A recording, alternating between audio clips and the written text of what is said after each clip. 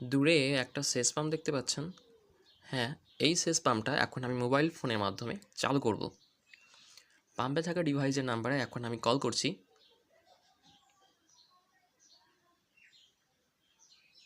কলটা রিসিভ হয়েছে। এবার আমি ডায়াল প্যাড ওপেন করব। ডায়াল প্যাড ওপেন করে এক প্রেস করলাম। দেখেন পাম্পটা চালু হয়েছে। এই যে এখন একইভাবে আমরা মোবাইল দিয়ে কল করে পাম্পটা অফ করব।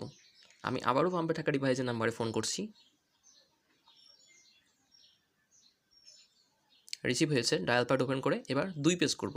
দেখেন সাথে সাথে কিন্তু পাম্পটা বন্ধ হয়ে গিয়েছে এবং একই সাথে কলটাও কেটে গিয়েছে। এই ডিভাইস বাংলাদেশের যে কোনো প্রান্ত থেকে কাজ করবে।